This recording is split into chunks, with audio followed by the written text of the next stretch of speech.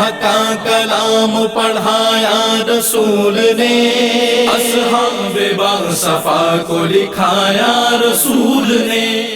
نحمدہ ونصلی علی رسولہ الکریم، اما بعد، بسم اللہ الرحمن الرحیم۔ اللہم صلی علی محمد وعلی آل محمد وبارک وسلم۔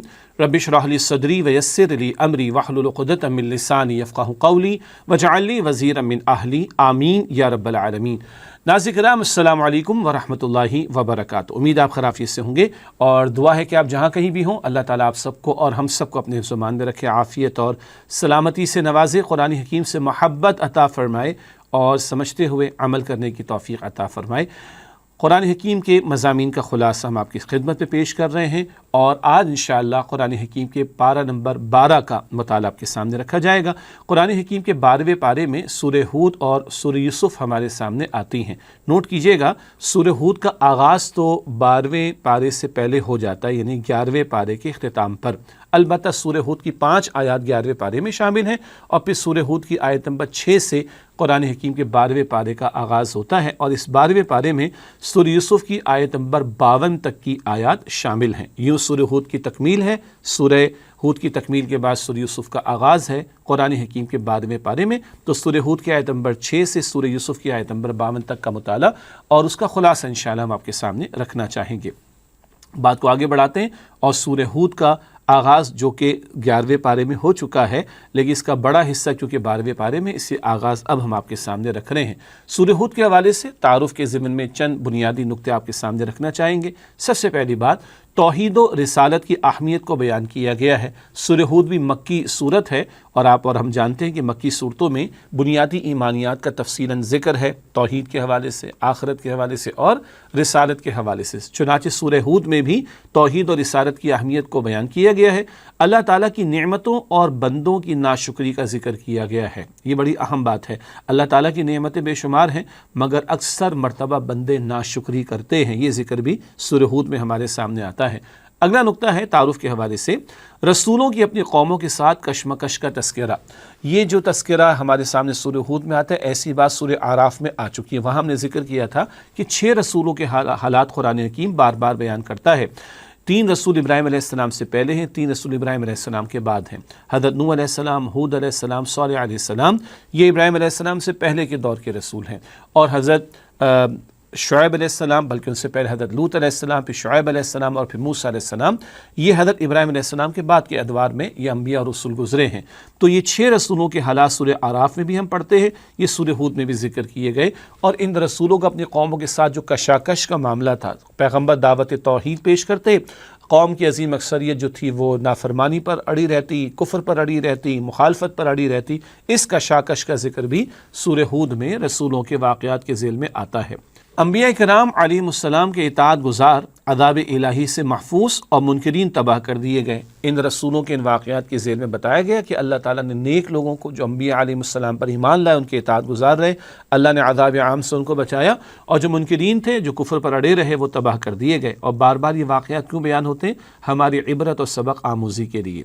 اگلا اور آخری نقطہ ہے سورہ ہود کے تعارف کے ذیل میں انبیاء و مرسلین علیہ السلام کے پاکیزہ تذکروں سے مشکلات میں تقویت اور استقامت کے حصول کا ذکر ہے۔ جب قرآن کریم نازل ہو رہا ہے تو مشرکین مکہ کے ساتھ ایک کشاکش کا سلسلہ جاری ہے۔ اس کے لیے بھی اور بعد میں قیامت تک کے لیے یہ رہنمائی موجود ہے کہ رسولوں کے واقعات میں استقامت کا پہلو، تقویت کا پہلو وہ سامنے آتا ہے۔ ہر دور کے اہل ایمان پچھلے واقعات کو سن کر ایمان کی آبیاری پاتے ہیں اور تقویت پاتے ہیں، ایمان میں استقامت کا ان کے اندر جذبہ پیدا ہوتا ہے۔ تو یہ قرآن کریم میں جو قصے بیان کیے گئے ایمان والوں کے لیے سبق آموزی بھی ہے، ایمان والوں کے لیے ان کی ایمان کی آبیاری اور ان میں توکل کا جذبہ پیدا ہو، اللہ پر بھروسے کا جذبہ پیدا ہو، استقامت پیدا ہو، حق پر ڈٹے رہنے، جمے رہنے کا جذبہ پیدا ہو۔ یہ سارا کچھ بھی ان واقعات کے ذیل میں ہمارے سامنے آتا ہے۔ یہ چند باتیں تھیں تعارف کے حوالے سے سورہ ہود کے ضمن میں، اور آپ جانتے ہیں اس کے بعد ہم چند منتخب آیات کا مطالعہ پھر آپ کے سامنے پیش کرتے ہیں۔ چلتے ہیں سورہ ہود کی چند منتخب آیات کے مطالعے کی طرف۔ اس حوالے سے سب سے پہلے جس آیت کا ہم نے انتخاب کیا ہے، یہ 12ویں پارے کی پہلی آیت ہے۔ بالکل 12واں پارہ جب شروع ہوتا ہے تو سورہ ہود کی آیت نمبر 6 ہمارے سامنے آتی ہے، جہاں جو موضوع ہمارے سامنے آتا ہے وہ آپ اسکرین پر ملاحظہ فرما سکتے ہیں۔ رازق اللہ تعالیٰ ہے، جی ہم بندے ہیں، اور وہ مالک اور رازق ہے اللہ سبحانہ وتعالی۔ ارشاد ہو رہا ہے سورہ ہود کی آیت نمبر 6 میں وَمَا مِن دَابَّةٍ فِي الْأَرْضِ إِلَّا عَلَى اللَّهِ رِزْقُهَا، اور زمین میں کوئی جاندار نہیں ہے جس کی رزق کی ذمہ داری اللہ تعالیٰ کے ذمہ کرم پر نہ ہو۔ وَيَعْلَمُ مُسْتَقَرَّهَا وَمُسْتَوْدَعَهَا، اور اللہ تعالیٰ ہر جاندار کے مستقل ٹھکانے کو بھی جانتا ہے اور عارضی ٹھکانے سے بھی واقف ہے۔ کل فی کتاب مبین، سب کچھ ایک روشن کتاب مراد لوح محفوظ میں موجود ہے۔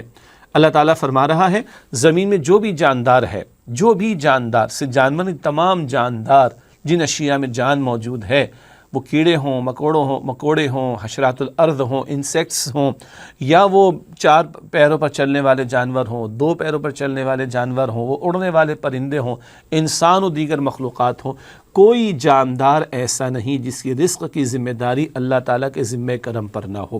پہاڑ کی چٹان کو بھی پھاڑا جائے تو کبھی اس میں سے بھی کیڑا نکلتا ہے اور اس کے منہ میں بھی غذا موجود ہوتی ہے۔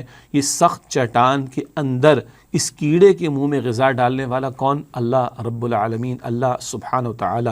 آسمانوں کی بلندی کا معاملہ ہو یا زمین کی تہ کا معاملہ ہو، اگر کوئی جاندار موجود ہے اس کی رزق کی ذمہ داری اللہ تعالیٰ کے ذمہ کرم پر ہے۔ اللہ یہ یقین ہمیں اور آپ کو عطا فرمائے۔ آج سب سے زیادہ پریشانی کس بات کی ہوتی ہے؟ جی کھائیں گے کہاں سے، پئیں گے کہاں سے؟ بھائی جس نے پیدا کیا اس نے اپنے ذمہ کرم پر لیا کہ وہ عطا فرمائے گا، رزق عطا کرنے کی ذمہ داری اس کے ذمہ۔ ہاں، رزق میں صرف کھانا پینا ہی شامل نہیں، جو کچھ بھی نعمتیں اللہ تعالیٰ کی ہمیں عطا ہوئیں وہ سب اللہ کا رزق ہیں، چاہے دیکھنے کے لیے آنکھ موجود ہو اور اس میں دیکھنے کی صلاحیت موجود ہو، یہ بھی رزق ہے، سننے کے لیے کان موجود اور وہ سن بھی سکیں، یہ صلاحیت ان میں موجود ہو، یہ بھی رزق ہے۔ گنتے چلے جائیے تو اللہ تعالیٰ کی نعمتوں کو شمار کرنا بھی ممکن نہیں ہے۔ اور اللہ کے رسول علیہ السلام نے یہ بھی فرمایا، جامع ترمذی کی روایت ہے کہ اگر تم اللہ تعالیٰ پر توکل کرو، بھروسہ کرو ایسے کہ جیسا کہ اللہ پر توکل کرنے کا حق ہے، تو اللہ تمہیں ایسے رزق عطا فرمائے گا جیسے وہ پرندوں کو عطا فرماتا ہے۔ وہ صبح اپنے آشیانوں سے، گھونسلوں سے خالی پیٹ نکلتے ہیں، شام کو لوٹتے ہیں تو پیٹ بھر کر واپس آتے ہیں۔ نہ کوئی گوڈاؤن ہے، نہ کوئی سٹوریج کی کیپیسٹی ہے، نہ کوئی فریج ہے، نہ کوئی ریفریجریٹر ہے، مگر پیٹ بھر کر واپس آتے ہیں۔ مگر توکل تو اللہ پر، اور اپنی سی کوشش بندہ ضرور کرے۔ آگے اس آیت میں بتایا گیا وَيَعْلَمُ مُسْتَقَرَّهَا وَمُسْتَوْدَعَهَا، اللہ تعالیٰ ہر جاندار کے مستقل ٹھکانے کو بھی جانتا ہے اور عارضی ٹھکانے کو بھی جانتا ہے۔ اس میں کئی باتیں مفسرین نے بیان فرمائی جو اپنی جگہ تمام کی تمام درست ہیں۔ ایک مراد یہ ہے کہ مخلوق کا، انسانوں کا بالخصوص عارضی ٹھکانہ دنیا یہ بھی اللہ کے علم میں ہے، اور دائمی ہمیشہ کا ٹھکانہ آخرت میں وہ بھی اللہ کے علم میں ہے۔ کل فی کتاب مبین، سب کچھ ایک روشن کتاب مراد لوح محفوظ میں لکھا ہوا ہے۔ اللہ کا علم کامل ہے، اس کے مطابق ہر شے لوح محفوظ میں لکھی ہوئی ہے۔ اور یہ بھی لکھا ہوا ہے نا کہ میرا اور آپ کا رزق کتنا ہوگا، تو اس بارے میں پریشان نہیں ہونا چاہیے، محنت کرنی ہے اور حلال پر اکتفا کرنا ہے، حرام کی طرف نہیں جانا۔ رزق اتنا ہی ملنا جتنا آپ کے میرے مقدر میں طے ہے، مگر یہ امتحان ہے کہ آیا ہم حلال سے لیتے ہیں یا حرام سے۔ اگلی 2 آیات کا ہم نے انتخاب کیا، سورہ ہود کی آیت نمبر 15 اور 16۔ یہاں پر دنیا پرستوں کا انجام بتایا جا رہا۔ یہ موضوع بار بار قرآن پاک میں آیا ہے، دنیا پرستوں کا حال کیا ہونے والا ہے، اس کو اللہ تعالیٰ نے ان آیات میں بیان فرمایا۔ سورہ ہود کی آیات 15 اور 16 ارشاد ہوا، من کان یرید الحیات الدنیا وزینتہا، جو کوئی دنیا کی زندگی چاہتا اور اس کی زینت اور آرائش اسباب کو چاہتا ہے، نوفی الیہم اعمالہم فیہا وہم فیہا لا یبخسون، ہم انہیں ان کے اعمال پورے دے دیں گے، ان کی چاہت پر دنیا بھی مل جائے گی اور اس میں ہم ان کے لیے کچھ کمی نہیں کریں گے۔ چاہنے پر بھی شاید دنیا مل جائے، بڑا اہم نقطہ ہے۔ چاہتا ہے جو کوئی دنیا کی زندگی، اس کی زینت، ہم اس کا پورا بدلہ دے دیں گے اعمال کا، سارے اعمال کے، اس کی محنتوں کے نتائج بھی اس کو دے دیں گے۔ وہم فیہا لا یبخسون، اور ان کے لیے دنیا میں کوئی کمی بھی نہیں کی جائے گی۔ اللہ کو کمی ہے ہی نہیں کچھ۔ لیکن آگے کیا ہے؟ فرمایا اولئک الذین لیس لہم فی الآخرۃ الا النار، یہ وہ لوگ ہیں جن کے لیے آخرت میں آگ کے سوا کچھ بھی نہیں ہے۔ وَحَبِطَ مَا صَنَعُوا فِيهَا، اور جو کچھ دنیا میں انہوں نے محنتیں کی وہ سب حبط ہو جائیں گی، ضائع ہو جائیں گی۔ وَبَاطِلٌ مَا كَانُوا يَعْمَلُونَ، اور وہ جو اعمال کرتے رہے وہ سارے باطل ہو جائیں گے۔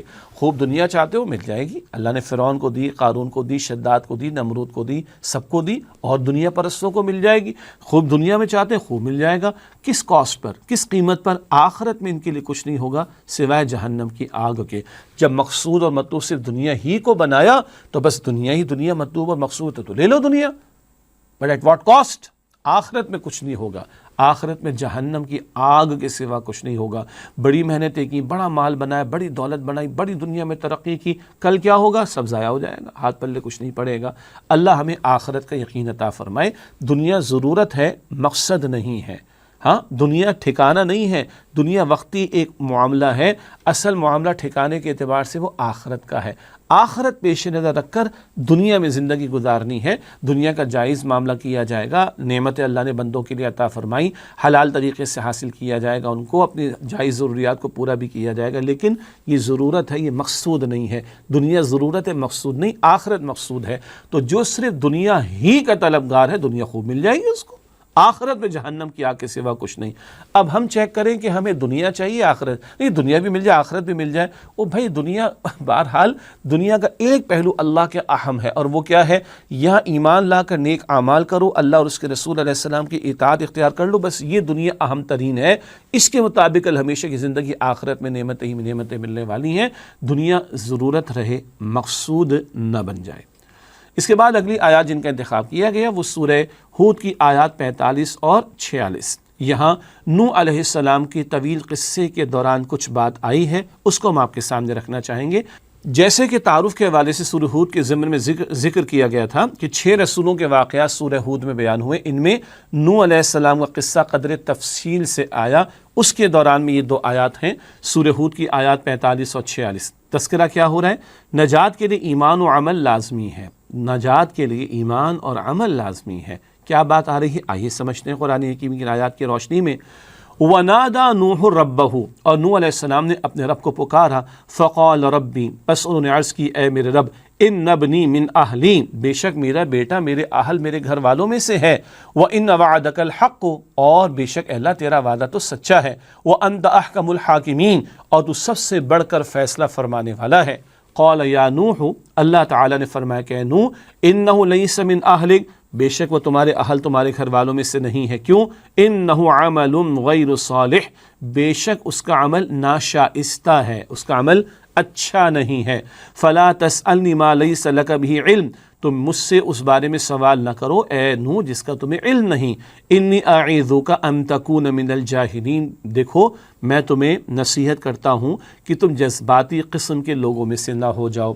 نوح علیہ السلام کے 4 بیٹے تھے، ایک بیٹا نافرمان رہا، انہوں نے ان کی دعوت حق کو قبول نہ کیا اور وہ نافرمانوں کی قوم کے ساتھ ہی رہا۔ نوح علیہ السلام آخر وقت تک اس کو سمجھاتے رہے، وہ نہیں مانا، اور پھر اللہ تعالیٰ کا عذاب طوفان کی صورت میں آیا بھی تو نوح علیہ السلام نے اللہ تعالیٰ سے التجا کی کہ اللہ میرا بیٹا ہے، میرے گھر والوں میں سے ہے، اس کو بچا لے۔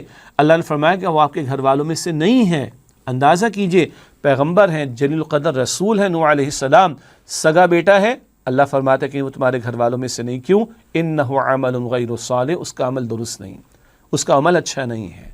اللہ اکبر، پیغمبر کا بیٹا ہے مگر ان کی دعوت حق قبول نہیں کرتا، نافرمانی پر رہتا ہے، تو محض پیغمبر کا بیٹا ہونا کافی نہیں ہے، ایمان کا ہونا شرط ہے نجات کے لیے، اور ایمان کے تقاضوں پر عمل بھی کرنا ضروری ہے۔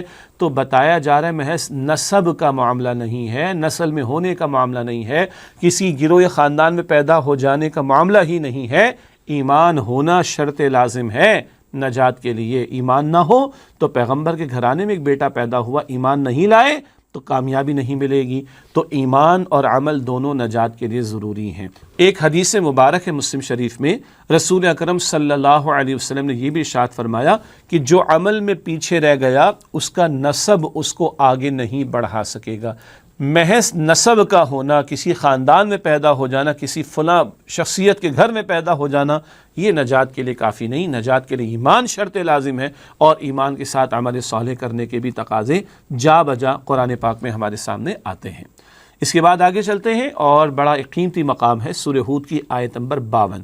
سورہ ہود کی آیت نمبر 52، استغفار و توبہ کی دنیاوی برکات، بڑا پیارا مقام ہے، اور دیگر مقامات پر بھی قرآن کریم میں یہ بات آتی ہے کہ توبہ کے نتیجے میں، استغفار کے نتیجے میں اللہ تعالیٰ گناہوں کو تو معاف فرماتا ہے، اللہ تعالیٰ دنیا میں برکات بھی عطا فرماتا ہے۔ سورہ ہود کی آیت نمبر 52 ارشاد ہو رہا ہے وَيَا قَوْمِ اسْتَغْفِرُوا رَبَّكُمْ، اور اے میری قوم اپنے رب سے استغفار کرو، ثُمَّ تُوبُوا إِلَيْهِ، پھر اس کے حضور رجوع کرو۔ توبہ کا مطلب رجوع کرنا۔ اچھا، استغفار اور توبہ تھوڑا سا فرق کیا ہے؟ استغفار ہے بخشش کا سوال کرنا، اور بخشش مانگنا ہے ماضی کے معاملات پر گناہوں کے حوالے سے، اور توبو الیہ توبہ کرنا کیا ہے؟ پلٹ آنے کا نام۔ توبہ ہے پلٹ آنے کا نام، گناہوں کو چھوڑ کر فرمانبرداری کی طرف لوٹ آنا، یہ ہے توبہ۔ تو استغفار اور توبہ کی بات ساتھ ساتھ آتی، مشہور الفاظ ہے نا، احادیث سے مبارکہ کی روشنی میں ہمارے سامنے آتے ہیں، استغفر اللہ ربی من کل ذنب واتوب الیہ، استغفر اللہ الذی لا الہ الا هو الحی القیوم واتوب الیہ۔ استغفار و توبہ ساتھ ساتھ یہ باتیں آتی ہیں۔ وَيَا قَوْمِ اسْتَغْفِرُوا رَبَّكُمْ، اور اے میری قوم اللہ سبحانہ وتعالیٰ کے حضور استغفار کا اہتمام کرو، ثُمَّ تُوبُوا إِلَيْهِ، پھر اس کی طرف رجوع کرو، گناہوں کو چھوڑ کر فرمانبرداری کی طرف آ جاؤ۔ یہ استغفار و توبہ کا اہتمام ہوگا تو اللہ تمہیں دنیا میں بھی کیا کچھ عطا کرے گا؟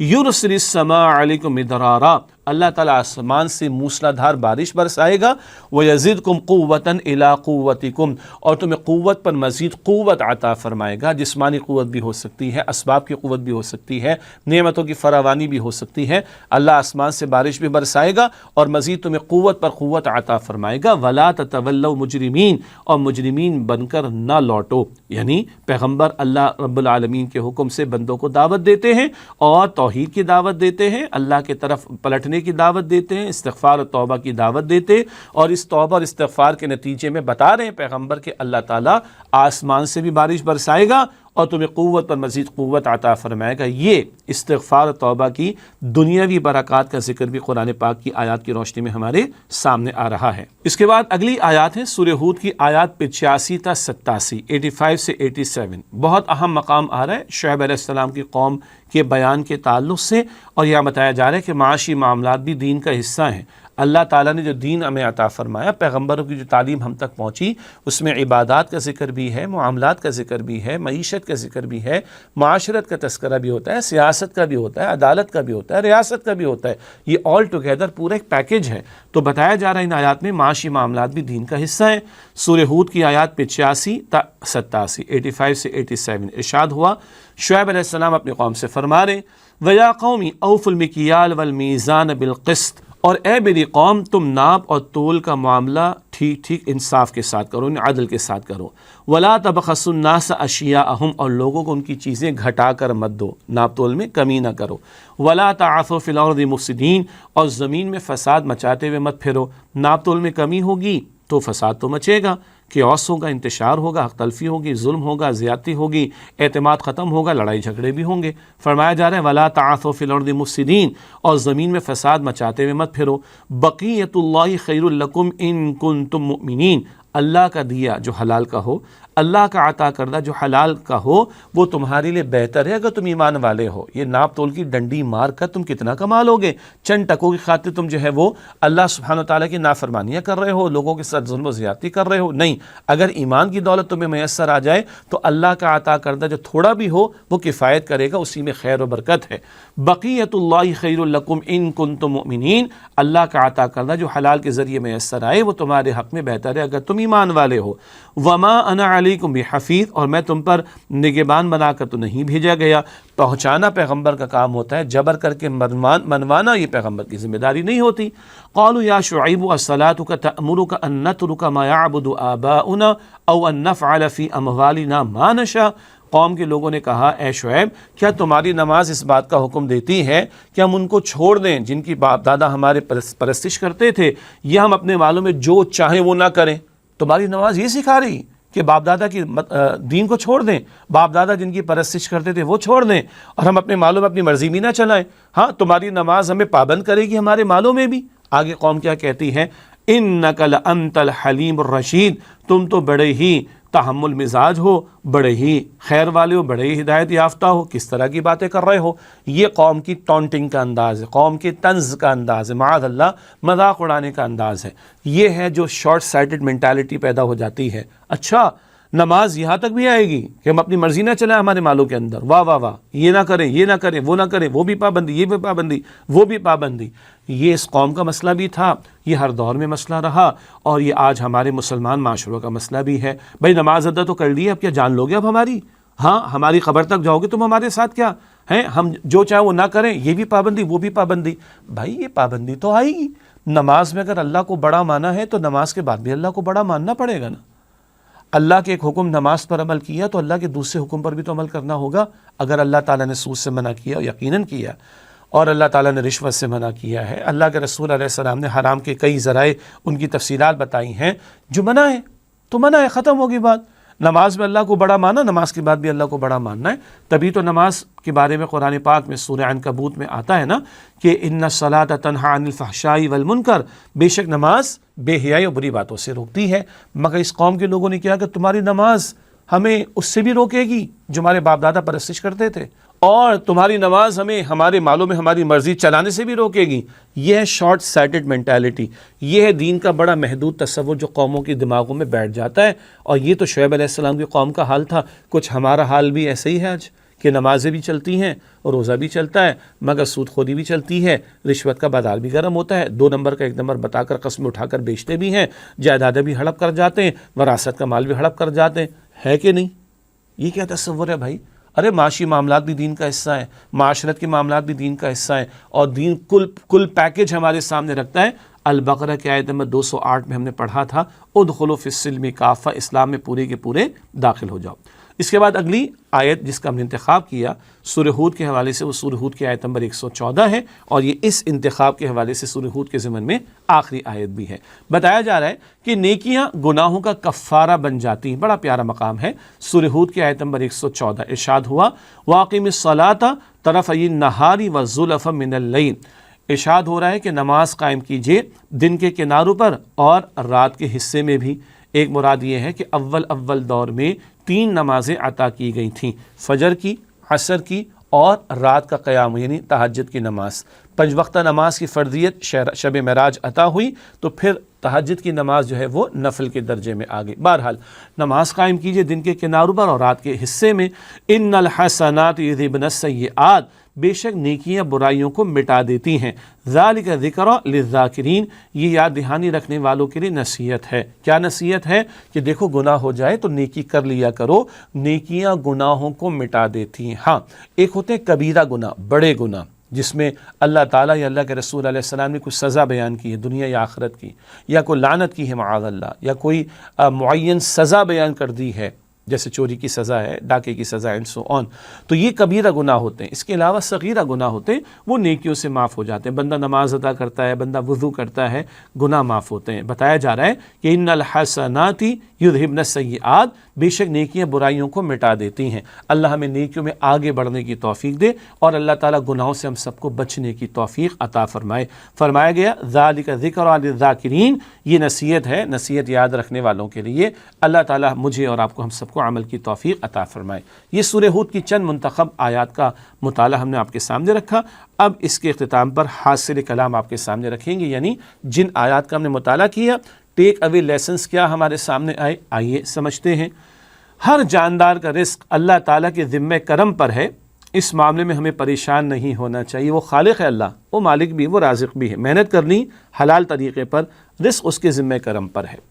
نمبر 2 اگلا نقطہ ہے حاصل کلام کے طور پر، محض دنیا کے طلبگاروں کو ان کے اچھے اعمال کا بدلہ دنیا میں دے دیا جاتا ہے، آخرت میں ان کے لیے صرف آگ کا عذاب ہوگا۔ کیوں؟ آخرت میں کامیابی کے لیے، نجات حاصل کرنے کے لیے ایمان شرط ہے، اور نیک اعمال کے تقاضے بھی ہیں۔ اب دنیا پرست کافروں کے سامنے ایمان کا تقاضا آتا ہے، وہ ایمان قبول نہیں کرتے۔ دنیا میں جو چاہیں گے مل جائے گا، خوب ملے گا، آخرت میں جہنم کی آگ کے سوا کچھ نہیں۔ کافروں کو کسی نیک شخص کی رشتہ داری یا تعلق اللہ تعالیٰ کے عذاب سے نہیں بچا سکتے۔ نجات کے لیے ایمان کے ساتھ نیک اعمال انجام دینا ضروری ہے۔ اللہ تعالیٰ ہمیں ایمان کی دولت میں مزید بڑھوتری عطا فرمائے، اور نیک اعمال پر مزید آگے بڑھنے کی توفیق بھی عطا فرمائے۔ گناہوں پر معافی مانگنے پر اللہ تعالیٰ معاف بھی فرماتا ہے، اور دنیا میں اور زیادہ نعمتیں عطا فرماتا ہے۔ توبہ اور استغفار کی برکات ہم نے جانی تھی۔ ناپ تول میں کمی کرنے کی ممانعت ہے۔ اللہ تعالیٰ کا دیا ہوا حلال رزق اس مال سے بہت بہتر ہے جو ناجائز طریقے پر کمایا جائے۔ معاشی معاملات بھی دین کا حصہ ہیں، یہ ہم نے تفصیل سے جانا۔ آخری نقطہ ہے نیکیاں گناہوں کا کفارہ بن جاتی ہیں، اللہ ہمیں نیک اعمال میں مزید آگے سے آگے بڑھنے کی توفیق عطا فرمائے۔ ناظرین آپ ایک وقفہ لیتے ہیں اور اس کے بعد انشاءاللہ پھر اگلی صورت کا آغاز کریں گے خلاصہ مضامین قرآن حکیم کے حوالے سے۔ ملاقات ہوتی ہے ایک وقفے کے بعد۔ السلام علیکم ورحمۃ اللہ وبرکاتہ۔ السلام علیکم ورحمۃ اللہ وبرکاتہ۔ ناظرین کرام آپ کو خوش آمدید کہتے ہیں۔ خلاصہ مضامین قرآن کا سلسلہ جاری ہے۔ آج ہم قرآن حکیم کے پارہ نمبر 12 کا مطالعہ کریں۔ وقفے سے پہلے ہم نے سورہ ہود کی منتخب آیات کا مطالعہ آپ کے سامنے رکھا۔ اب سورہ یوسف کا آغاز ہوتا ہے قرآن حکیم کے 12ویں پارے میں، اور سورہ یوسف کی آیت نمبر 1 تا 52 یہ آیات اب 12ویں پارے میں شامل ہیں، جن میں سے چند منتخب آیات کا مطالعہ ہم آپ کے سامنے رکھنا چاہیں گے انشاءاللہ۔ البتہ سب سے پہلے سورہ یوسف کے حوالے سے تعارف ہم چاہیں گے کہ آپ کے سامنے رکھا جائے، اور اس حوالے سے بڑی قیمتی باتیں ہمارے سامنے آئیں گی مختصر الفاظ میں انشاءاللہ۔ سورہ یوسف کے تعارف کے ذیل میں چند باتیں۔ اللہ تعالیٰ نے حضرت یوسف علیہ السلام کا انتہائی ایمان افروز اور سبق آموز دلچسپ قصہ بڑی وضاحت سے بیان فرمایا۔ خود سورہ یوسف میں احسن القصص کہا گیا، اس کو بہترین قصہ خود اللہ تعالیٰ نے کہا سورہ یوسف میں۔ قرآن کریم کا بہترین قصہ حضرت یوسف علیہ السلام کا قصہ لکھا ہے۔ اس قصے کو اللہ تعالیٰ نے بہترین قصہ قرار دی، جیسے کہ بات میں نے پہلے آپ کے سامنے عرض کر دی۔ آگے لکھا ہے اللہ تعالیٰ اپنے نیک بندوں کی مدد فرماتا ہے اور برے لوگوں کی چالیں اور سازشیں کامیاب نہیں ہونے دیتا۔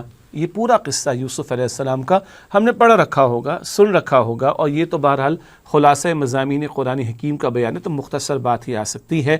کس طرح یوسف علیہ السلام کو کنویں میں ڈالا جا رہا ہے، کس طرح اللہ تعالیٰ ان کو کنویں سے نکال رہا ہے، کس طرح بھائیوں نے سازش کی ان کے خلاف معاذ اللہ، اور کس طرح اللہ تعالیٰ نے یوسف علیہ السلام کے عروج کا معاملہ کیا، کس طرح تمام چالوں سے اللہ تعالیٰ نے سازشوں سے ان کو محفوظ رکھا، اور بالآخر بھائی بھی پھر انہوں نے اعتراف کیا اپنی خطاؤں کا، اور وہ بھی نیک ہو گئے تھے۔ بہرحال الحمدللہ اختتام کے اعتبار سے البتہ کیا بات آ رہی ہے، کیسے اللہ تعالیٰ اپنے بندوں کی مدد فرماتا ہے، نیک بندوں کی، اور کس طرح بری چالوں سے اور سازشوں سے اللہ تعالیٰ ان کی حفاظت فرماتا ہے۔ یہ بات بھی سورہ یوسف میں ہمارے سامنے بہت تفصیل سے آتی ہے۔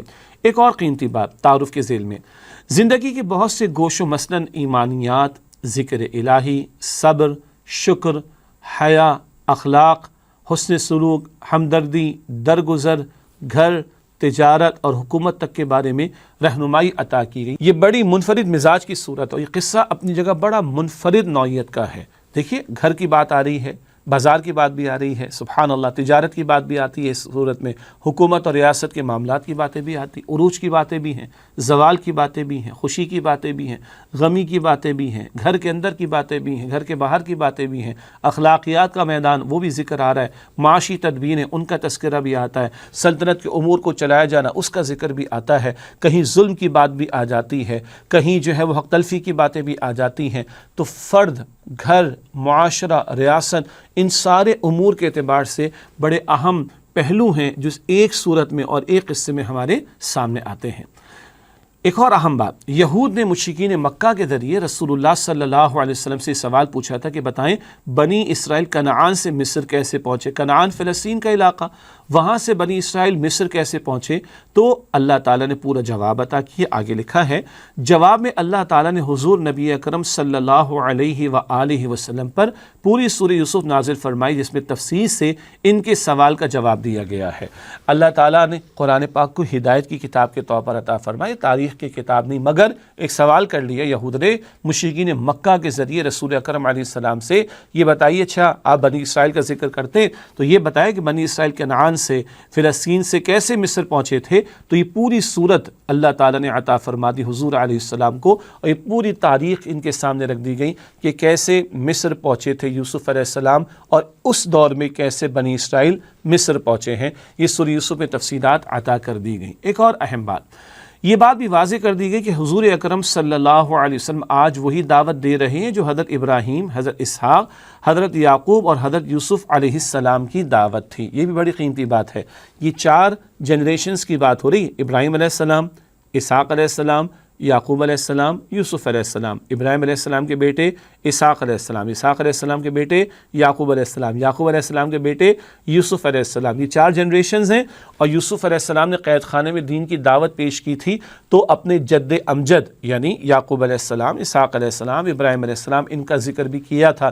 یہ بیان کیا جا رہا ہے کہ یوسف علیہ السلام کی دعوت بھی توحید کی دعوت تھی، یعقوب علیہ السلام کی دعوت توحید کی دعوت، اسحاق علیہ السلام کی دعوت توحید کی دعوت، ابراہیم علیہ السلام کی دعوت توحید کی دعوت. یہ ساری دعوت جو تمام رسولوں کی تھی، وہی دعوت رسول اکرم صلی اللہ علیہ وآلہ وسلم کی ہے، توحید کی دعوت. یہ بھی پیغام سورہ یوسف کے ذریعے سامنے آتا ہے. ایک اور اہم بات بتایا گیا کہ خاتم الانبیاء حضرت سیدنا محمد مصطفیٰ صلی اللہ علیہ وسلم ہی کامیاب رہیں گے جیسے حضرت یوسف علیہ السلام کامیاب رہے. کیسے بھائیوں نے ان کے خلاف سازش کی ہے اور کیسے اللہ تعالیٰ نے ان کی حفاظت کی. کہاں ان کو کنویں میں ڈالا جا رہا ہے، کہاں اللہ تعالیٰ نے ان کو بہت بڑے منصب تک پہنچا دیا، ان کی حفاظت فرما کر ان کو کامیابی عطا کر دی. تو جیسے یوسف علیہ السلام کے بھائیوں کا معاملہ رہا، اختتام پر معاملہ سیٹل ہو گیا. وہ صورت پوری پڑھیں گے تو بات سامنے آ جاتی ہے. لیکن بتایا جا رہا ہے جیسے یوسف علیہ السلام کے خلاف ان کے بھائیوں نے سازش کی، آج مشرکین مکہ ایسے ہی رسول اکرم صلی اللہ علیہ وآلہ وسلم کے خلاف سازشیں کر رہے ہیں. جس اللہ تعالیٰ نے یوسف علیہ السلام کی حفاظت فرمائی اور ان کو عروج عطا فرمایا، وہی اللہ تعالیٰ حضور اکرم علیہ السلام کی حفاظت بھی فرمائے گا اور ان کے عروج کی انتہا کا معاملہ فرما دے گا. گویا یہ کہا جا سکتا ہے کہ داستان یوسف بیان ہو رہی ہے، اصل میں داستان محمدی کا بیان ہے صلی اللہ علیہ وسلم. قصہ یوسف علیہ السلام کا بیان ہو رہا ہے، یہ گویا کہ رسول اکرم علیہ السلام کے واقعات کا بیان ہو رہا ہے. اور آخری بات اس ضمن میں یہ ہے کہ حضور اکرم صلی اللہ علیہ وسلم کی مخالفت کرنے والے ایک دن نادم ہوں گے، جیسے حضرت یوسف سے حسد کرنے والے بھائیوں کو بھی نادم ہونا پڑا تھا. جب ہم سورہ یوسف کا مکمل مطالعہ کرتے ہیں تو بالآخر بھائی نادم ہوتے نا، اپنی غلطی کا اعتراف کرتے. فتح مکہ کے وقت کیا ہوا؟ فتح مکہ 8 ہجری کا موقع، مشرکین مکہ نے بھی تسلیم کیا کہ ہم سے غلطی ہوئی، اور پھر انہوں نے درخواست کی حضور سے معافی کی، اور حضور اکرم علیہ السلام نے اکثر کو معاف فرما دی. چند تھے گستاخ، ان کے قتل کا فیصلہ حضور نے فرمایا صلی اللہ علیہ وسلم. عظیم اکثریت کی معافی کا حضور نے اعلان فرما دیا. تو گویا سورہ یوسف کا بیان ہے، قصہ حضرت یوسف علیہ السلام کا تذکرہ ہے، لیکن یہ داستان محمدی اور عروج محمدی کا بیان ہو رہا ہے صلی اللہ علیہ وآلہ وسلم. ناظرین کرام، یہ تو تعارف کے حوالے سے چند باتیں سورہ یوسف کے ذیل میں ہمارے سامنے آ گئیں. اب ایک نقطہ میں آپ کے سامنے وضاحت کے ساتھ مزید رکھ دوں، وہ یہ کہ یہ پوری صورت پڑھی جائے، پورا مطالعہ کیا جائے تو ساری باتیں تفصیل سے سامنے آتی ہیں. لیکن یہ خلاصہ مضامین قرآن حکیم کا پروگرام ہے، تو چند ہی آیات کا مختصر بیان کرنا ہمارے لیے ممکن ہے. چنانچہ پورے واقعات نہیں پڑھا سکتے، بیان نہیں کر سکتے اس موقع پر، کیونکہ وقت ہمارے پاس محدود ہے. آئیے چند منتخب آیات کے مطالعے کی طرف چلتے ہیں سورہ یوسف کے تعلق سے. اور قرآن حکیم کا 12واں پارہ اس وقت ہمارے زیر مطالعہ ہے. تو سورہ یوسف کی وہ آیات جو قرآن کریم کے 12ویں پارے میں شامل، ان میں سے چند کا انتخاب کر کے آپ کے سامنے مختصر ہم بیان کرنا چاہیں گے انشاءاللہ. منتخب آیات کے حوالے سے سورہ یوسف کی وہ منتخب آیات کہ جن کا ہم نے انتخاب کیا مطالعے کے لیے، پہلی آیت ہے آیت نمبر 7. قصہ حضرت یوسف علیہ السلام میں بہت سی نشانی خود اللہ تعالیٰ نے یہاں پہ بات بیان فرمائی. لقد کان فی یوسف و اخوتہ آیات للسائلین. سورہ یوسف کی آیت نمبر 7. یقیناً یوسف علیہ السلام اور ان کے بھائیوں کے اس معاملے میں، اس قصے میں سوال کرنے والوں کے لیے بہت ساری نشانیاں ہیں. کیا مطلب؟ سمجھنے والے، غور و فکر کرنے والے، معلومات کرنے والے، پوچھنے والے، کوشچن کرنے والے، ریسرچ کرنے والے، ان کے لیے بہت ساری نشانیاں اس قصے میں موجود ہیں. اور بہت سے لوگوں نے سورہ یوسف کے مختلف پہلوؤں کے اعتبار سے پی ایچ ڈی تک کیا ہے، اور ہمارے بڑے پیارے ساتھی انہوں نے سورہ یوسف سے تربیت کے اصول اس موضوع پر عربی میں پی ایچ ڈی کی ہے ماشاءاللہ. اسی طرح ہمارے ایک استاد انجینئر نوید احمد صاحب، انہوں نے ایک کتابچہ مرتب کیا علم و حکمت کے موتی سورہ یوسف کی روشنی میں. 200 سے زیادہ نکات انہوں نے مرتب کیے. پھر ہمارے اسلاف اور بزرگوں میں سے بہت سارے اہل علم نے بہت سارے نکات اس میں بیان کیے. میں صرف ایک لسٹ آپ کے سامنے دوبارہ رکھ دیتا ہوں کون کون سے موضوعات ہمارے سامنے آتے ہیں. سورہ یوسف کا مطالعہ کریں تو تقویٰ کا ذکر آتا ہے، صبر کا ذکر آتا ہے، توکل کا ذکر آتا ہے، شکر کا ذکر آتا ہے، دعا کرنے کا ذکر آتا ہے، معاف کرنے کا ذکر آتا ہے، درگزر کا ذکر آتا ہے، اور ہمدردی کا ذکر آتا ہے، اور دوسروں کی خیر خواہی کا تذکرہ ہمارے سامنے آتا ہے. یہ بہت سارے پہلو بھی ہیں. سورہ یوسف کا مطالعہ کرتے ہیں تو عشق و محبت کی داستانوں کا تذکرہ بھی آ جاتا ہے، جی تجارت کا تذکرہ بھی آ جاتا ہے، اور اگر منفی پہلوؤں کے اعتبار سے بات کریں، حسد کا تذکرہ بھی آ جاتا ہے، برائی کی دعوت دینے کا تذکرہ بھی آ جاتا ہے، اور برائی کے معاملے میں ایک دوسرے سے آگے بڑھنے کی باتیں کرنے کا تذکرہ بھی آ جاتا ہے۔ اللہ اکبر کبیرہ، الزام تراشی کی بات بھی آ جاتی ہے، تہمت لگانے کی بات بھی آ جاتی ہے، جھوٹی باتیں بیان کر کے کسی کو قید تک لے جانے تک کی باتیں بھی آ جایا کرتی ہیں، طاقت کے غلط استعمال کا ذکر بھی سامنے آ جاتا ہے، طاقت کا غلط استعمال کر کے کسی کو مظلومانہ طور پر قید میں رکھ دینا، یہ ذکر بھی ہمارے سامنے آتا ہے۔ یہاں پر عدالت کے حوالے سے بھی کچھ باتیں مل جاتی ہیں، عدالت سے مراد فیصلہ کرنے کا معاملہ، اسی طریقے پر بادشاہت کے حوالے سے کچھ باتیں مل جاتی ہیں، حکومت کے حوالے سے کچھ باتیں مل جاتی ہیں۔ یہاں پر ہمیں ہارڈ ٹائمز کا معاملہ بھی پیش آ جاتا ہے، قحط کا دور آ جاتا ہے تو کیسے راشننگ کرنی ہے، کیسے اس کو ٹیکل کرنا ہے، یہ سب باتیں بھی آتی ہیں۔ سورہ یوسف میں خوابوں کا ذکر بھی آتا ہے، سورہ یوسف میں آنسوؤں کا ذکر بھی آتا ہے، سورہ یوسف میں ایک والد کے غم کا ذکر بھی آتا ہے، شیطان کے حملوں کا ذکر بھی آتا ہے، شیطان بھائیوں کو لڑا دے اس طرح کا ذکر بھی آتا ہے، پیغمبر کے گھر میں بھائیوں کے درمیان میں شیطان نفرت پیدا کر دے، حسد پیدا کر دے، معاذ اللہ، یہ ذکر بھی آ جاتا ہے، جھوٹ کی باتیں بھی آ جاتی، نہ جانے کیا کچھ ہے جو بہت کچھ اس سورہ یوسف میں ہمارے سامنے آتا ہے۔ معاشی تدبیروں کا ذکر آ جاتا ہے، سلطنت کے امور کا ذکر آ جاتا ہے۔ بہرحال میں نے کچھ باتیں زیادہ کر لی ہیں، بہت ساری باتیں ہیں، بہت ساری نشانیاں ہیں، بہت ساری حکمتیں ہیں جو سورہ یوسف میں ہمارے سامنے آتی ہیں۔ یہ بات سورہ یوسف کی آیت نمبر 7 میں ذکر کی گئی، لَقَدْ كَانَ فِي يُوسُفَ وَإِخْوَتِهِ آيَاتٌ لِلسَّائِلِينَ، یقیناً یوسف علیہ السلام اور ان کے بھائیوں کے اس قصے میں سوال کرنے والوں کے لیے بہت ساری نشانیاں موجود ہیں۔ اگلی آیت جس کا ہم نے انتخاب کیا وہ سورہ یوسف کی آیت نمبر 21 ہے، اور یہاں ذکر کیا ہے، اللہ تعالیٰ کی تدبیر سب سے بہترین اور وہ کل اختیار رکھتا ہے۔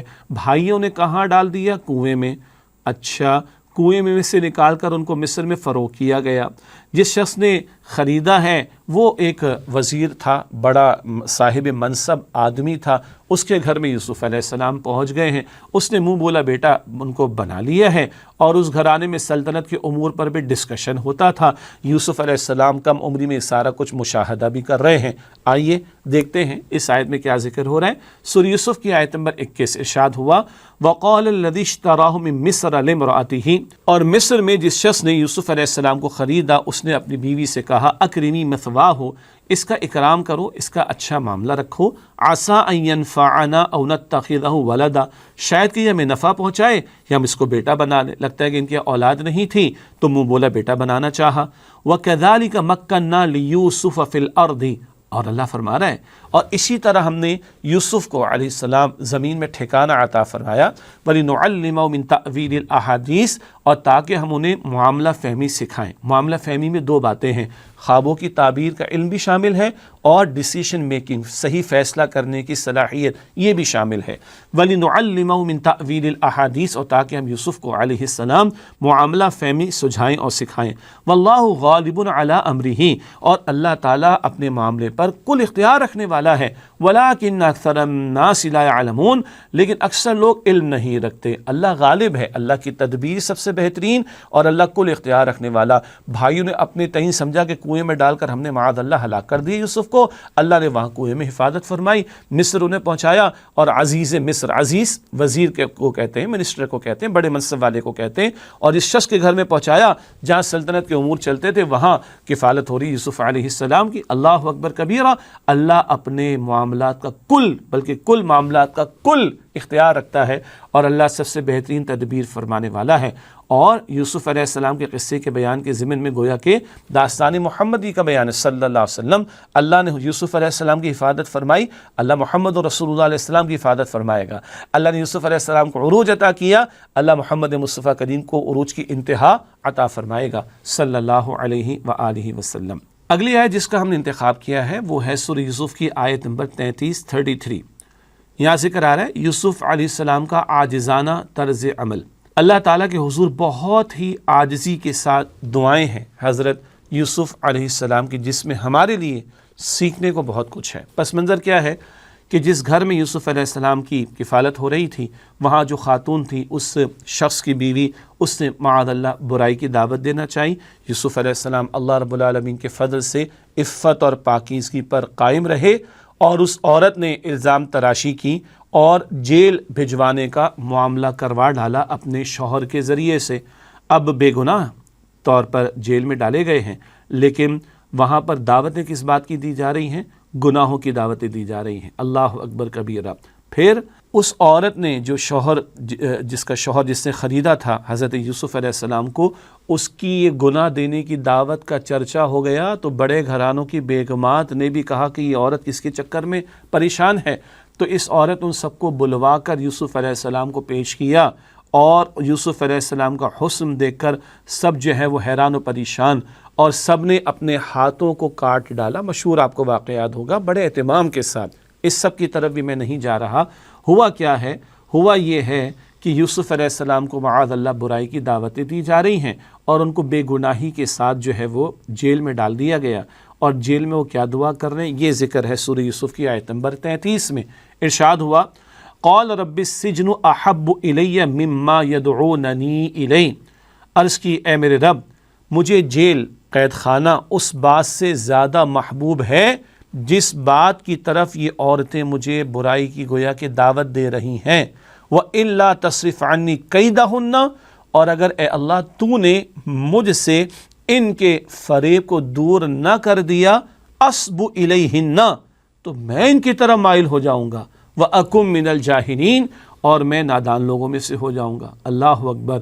ایک تو برائی کی دعوتیں عورتوں نے دی ہے معاذ اللہ، اور بے گناہی کے ساتھ ان کو جیل میں ڈالا جا رہا ہے، تو جیل جانا قبول ہے، وہ برائی کی دعوت قطعاً قبول نہیں ہے۔ ایک تو جیل جانا قبول، اور برائی کی دعوت کو رد کر رہے ہیں یوسف علیہ السلام۔ ہمارے معاشرے کے جوانوں کے لیے بھی، نوجوان کہیں جوان کہیں، ان کے لیے بھی سورہ یوسف کا مطالعہ بڑا قیمتی ہے، اور یوسف علیہ السلام کی یہ عفت اور پاک دامنی والی زندگی بہرحال اہل ایمان کے لیے بہت بڑی ایک مثال ہے۔ آگے کیا عرض کر رہے ہیں اللہ سے؟ وَإِلَّا تَصْرِفْ عَنِّي كَيْدَهُنَّ، اور اگر اللہ تو نے ان کے فریب کو مجھ سے دور نہ کر دیا، تو ہی بچا سکتا ہے۔ اللہ اکبر۔ اللہ اگر تو نے مجھ سے ان کے فریب کو دور نہ کیا، أَصْبُ إِلَيْهِنَّ، میں تو ان کی طرف مائل ہو جاؤں گا۔ تو بندہ خود سے گناہ سے بچ نہیں سکتا جب تک کہ اللہ نہ بچائے۔ اور یہ کون ہے؟ یہ یوسف ہیں علیہ السلام۔ کس کے بیٹے ہیں؟ یعقوب علیہ السلام کے۔ کس کے بیٹے ہیں وہ؟ اسحاق علیہ السلام کے۔ کس کے بیٹے ہیں وہ؟ ابراہیم علیہ السلام۔ آپ چین دیکھیے، اللہ اکبر، ہاں یہ جنریشنز دیکھیے انبیاء اور رسول کی، اور کیا دعا ہو رہی؟ اے اللہ اگر تو نے مجھ سے ان کے فریب کو دور نہ کیا، میں ان کی طرف مائل ہو جاؤں گا، وَأَكُن مِنَ الْجَاهِلِينَ، اور میں نادان قسم کے لوگوں میں سے ہو جاؤں گا۔ اللہ اکبر کبیرہ۔ یہ پیغمبرانہ عاجزی ہے جو سورہ یوسف کی اس آیت میں ہمارے سامنے آ رہی ہے۔ اللہ مجھے اور آپ کو گناہوں سے بچنے کی بھی توفیق دے، اور یہ عاجزی ہمیں بھی عطا کرے کہ اللہ تعالیٰ ہی ہمیں نیکی کی توفیق دے سکتا ہے اور دیتا ہے، اور اللہ تعالیٰ ہی ہمیں بدی سے بچا سکتا ہے۔ ہم اپنے تئیں بدی سے اور گناہ سے بچ نہیں سکتے۔ پیغمبر یہ دعا کر رہے ہیں تو ہماری آپ کی حیثیت اور اوقات کیا رہ جاتی ہے؟ اللہ اکبر کبیرہ۔ آگے چلتے ہیں، اگلی آیت جس کا ہم نے انتخاب کیا، یہ سورہ یوسف کی آیت نمبر 40 ہے۔ یہاں ذکر آ رہا ہے حاکمیت اللہ ہی کے لیے ہے۔ سورہ یوسف میں بہت سارے پہلو ہیں، توحید کا تذکرہ بھی ہے، شرک نفی کا ذکر بھی آتا ہے، اور قید خانے میں جہاں تھے وہاں دو افراد تھے، ان کے سامنے دعوت توحید پیش کی یوسف علیہ السلام نے، اور یہ تفصیل سورہ یوسف کے مطالعے کی ذیل میں ہمارے سامنے آ جائے گی۔ اس واقعے کی تفصیل بیان کرنا مقصود تو نہیں، لیکن اس واقعے کے دوران میں، یعنی جب یہ قید خانے میں دو افراد سے گفتگو ہو رہی تو دین کی دعوت مختصر الفاظ میں کیسے پیش کی جائے یہاں پر ذکر آتا ہے۔ اسی ذکر میں توحید کا تذکرہ اور شرک نفی کا بیان آ رہا ہے سورہ یوسف کی آیت نمبر 40 میں۔ فرمایا ما تعبدون من دونه الا اسماء سمیتموها انتم وآباؤکم، تم تو پرستش نہیں کرتے مگر چند نام ہیں جن کو اختیار کر لیا تم نے اور تمہارے باپ دادا نے۔ ما انزل اللہ بہا من سلطان، اللہ تعالیٰ نے ان کے لیے کوئی دلیل نازل نہیں کی۔ اللہ کو چھوڑ کر غیر اللہ کو پکارنا، غیر اللہ کی پرستش کرنا، غیر اللہ کی عبادت کرنا، یہ شرک تم نے گھڑ لیا، تمہارے باپ دادا نے گھڑ لیا۔ شرک کے لیے کوئی دلیل انسانوں کے پاس نہیں ہے۔ ان الحکم الا للہ، حکم کا اختیار تو فقط اللہ سبحانہ و تعالیٰ کے لیے ہے۔ یہ بہت اہم بات ہے۔ اللہ خالق بھی ہے، اور اللہ تعالیٰ مالک بھی ہے، اللہ تعالیٰ رازق بھی ہے، اللہ تعالیٰ حاکم بھی ہے۔ ہاں، حکم کا اختیار اللہ کے لیے۔ یہ جو ہم کہہ رہے ہیں نا آج کل، میری مرضی ہمارے مرضی، ہم جو چاہیں گے کریں گے، اٹس آور چوائس، انسان ہے، انسان میچور ہو چکے ہیں، جو چاہیں گے خود ہی فیصلے کریں گے۔ How come? ہاں، ہاؤ کم؟ کیسے ممکن ہے؟ ہم بندے بن کر رہنا ہے. اللہ حاکم ہے، حکم کا اختیار اللہ سبحانہ و تعالیٰ کے لیے، ٹاپ پر اللہ کا حکم رہے گا. سبحان اللہ.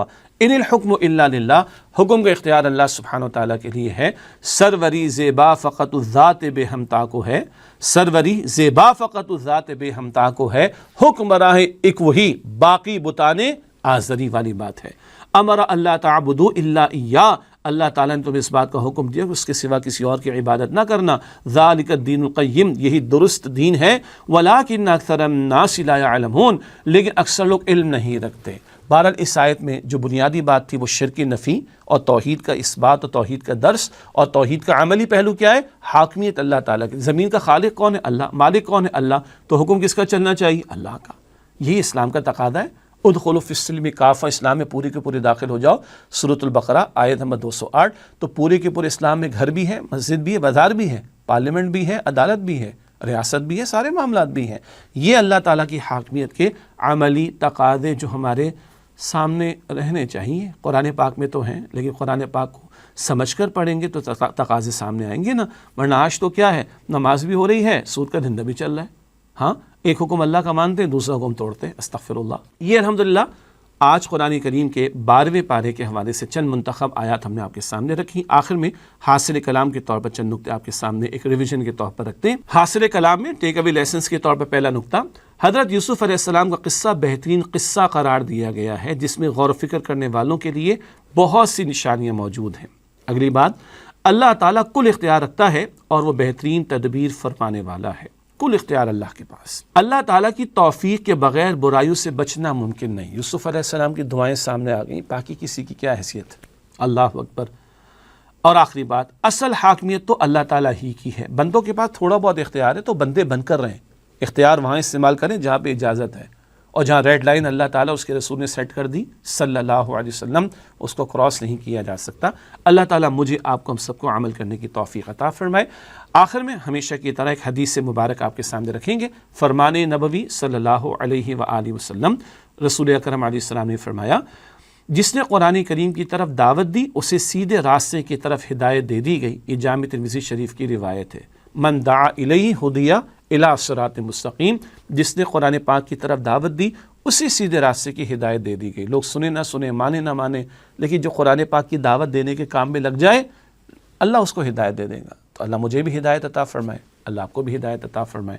اللہ ہم سب کو صراط مستقیم کی ہدایت عطا فرمائے، اور قرآن پاک سے مزید محبت اور اس کو سیکھتے ہوئے اس کے تقاضوں پر عمل کرنے کی توفیق عطا فرمائے. آمین یا رب العالمین. وآخر دعوانا ان الحمد للہ رب العالمین. والسلام علیکم ورحمۃ اللہ وبرکاتہ. اللہ کا کلام پڑھایا رسول نے، اصحاب باصفا کو لکھایا رسول